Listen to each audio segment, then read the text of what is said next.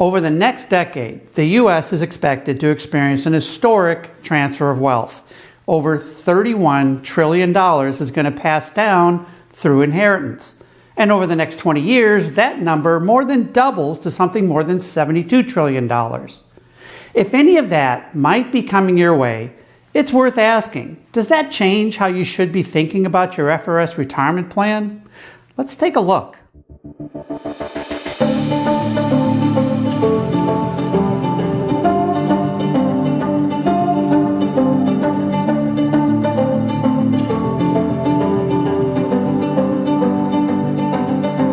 The reality is, right now, despite being only 20% of our country's population, baby boomers hold half of all the wealth in this country, according to Federal Reserve data.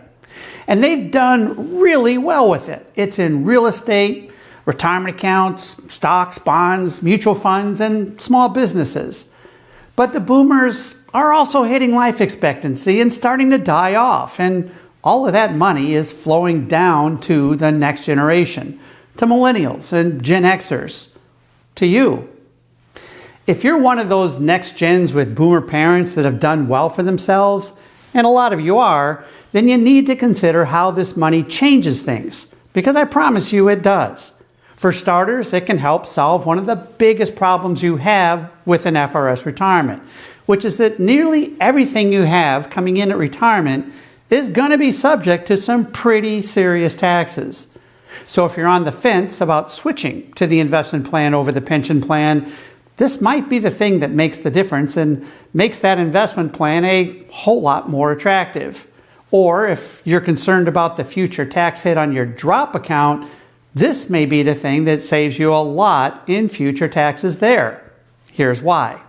If you know you'll be receiving a sizable inheritance, even down the road a ways, and depending on the type of assets you'll be receiving, it may give you the opportunity to draw your retirement income from an asset that has very little taxation, or at least for part of your income. For example, assume mom and dad were good savers and had a nice brokerage account. Maybe it was filled with stocks and bonds and a few other things, but even though mom and dad may have been paying a hefty capital gains tax on all that growth while they were alive, when they die, the tax basis gets stepped up. That means for tax purposes, all the gains that you would have owed taxes on gets erased, and you inherit the whole account, but it only gets taxed on capital gains from realized growth from that day forward. Like I said, all the previous gains disappear from a tax perspective. It's a huge loophole, and it'll allow you to draw your income from the account, pay very little in realized gains, allowing your FRS investment plan or drop plan to continue growing, tax deferred. It also gives you the opportunity to rethink a little bit how you invest and what type of investments different kinds of accounts should hold. For example, if you get penalized for higher growth in an IRA or investment plan with higher future taxes, then maybe you want your assets with the highest growth potential outside of the investment plan or IRA. And the things that pay higher dividends and spin off higher income taxes, well, maybe you want to put those things in your IRA or investment plan where that kind of taxation is protected. In effect, you've done two things. You've transferred the future growth to a lower taxed environment that focuses on lower capital gains taxes rather than higher ordinary income taxes. Plus, you've put the lower growth items in an IRA, stifling its future growth, meaning you pay less later and have lower required minimum distribution amounts later.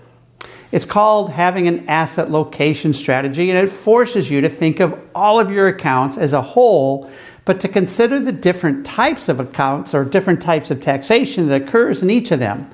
It's a little confusing, but when it's done by somebody competent, it can be so powerful. And if you really want to take it up another notch and further reduce future taxes, which will one day have to be paid on that FRS investment account or drop account, you can look at additional techniques of using Roth conversions now, or even qualified charitable distributions later, to strip out the taxes on future growth in your investment plan, as well as use any charitable giving you might be doing even if it's just the regular donations you'd make to, like, your church, for example, to beat the tax on required minimum distributions later that'll come along in your 70s. Like I said, there's a lot going on here, and it takes someone with some experience or knowledge about how different things get taxed and how it all works. So if there's a good chance that you'll be part of that big wealth transfer that's occurring over the next 10 to 20 years, come in or set up a Zoom meet for a chat and talk to one of our fiduciary advisors. We've got nothing to sell you, so nobody's going to suggest that you buy an annuity or life insurance policy. Just a good discussion on how money works and how to make better decisions around it, and if we might be an asset for you. Give us a call. I'll bet you'd be glad you did.